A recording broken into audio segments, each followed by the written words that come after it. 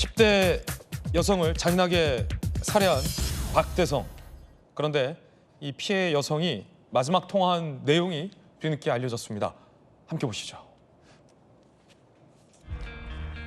박대성 범행 피해 여성, 뒤에 남자가 있는데 무섭다.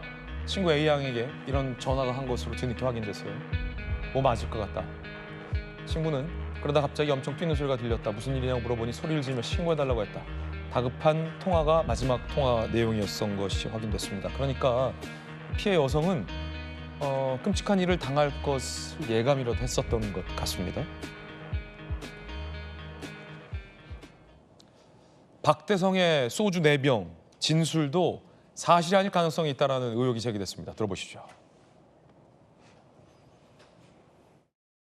왜 그러셨어요? 그때 기억이 나지 않습니다.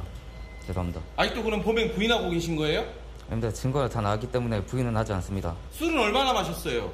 한 4병 정도 먹었습니다. 소주? 네. 범행 기억 아직도 안 나십니까? 기억 안 나요? 죄송합니다. 기억 전혀 안 나요? 조금씩 나고 있습니다. 소주 4병이라는 주장. 하지만 식탁엔 소주 빈병 2개였다. 2병이었다. 범행 당시 만취 상태였는지 의구심이 든다.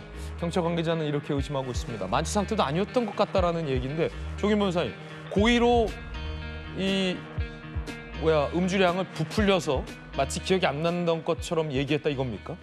그렇죠. 심신미약 주장을 하려고 했던 것 같아요. 근데 네네. 저런 말을 한 게 사건 초기였습니다. 예.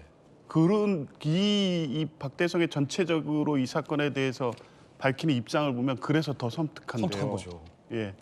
보면 소주 4병을 마셨다고 했는데 실제는 마신 건 2병입니다. 예. 저 정도 성인 남성이 소주 2병을 마셨다고 하면 만취 상태라고 볼 수 없는 없죠. 거죠. 그리고 이제 CCTV 그 영상을 따라가 보면 박대성의 행동에도 실제 만취 상태의 행동으로 보이지 않습니다. 예. 그럼에도 불구하고 저렇게 주장을 했고 그리고 본인의 가게에서 칼을 들고 나갔습니다.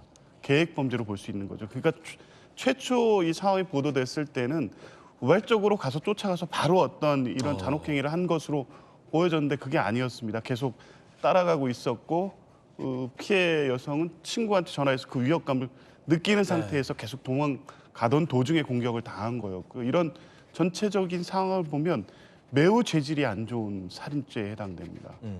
계획 범죄였던 것으로 보여지고요. 그런 상황에서도 이후에 또 이 박대성이 보이는 태도를 보면 반성하거나 예. 상당히 진지하게 이 심각성에 대해서 인지했다고 보기도 어렵고요. 아니 아직 나이가 어리기 때문에 어떤 형이 중형이 내려질지 모르지만 언젠가는 형을 살고 다시 나올 거 아닙니까? 예.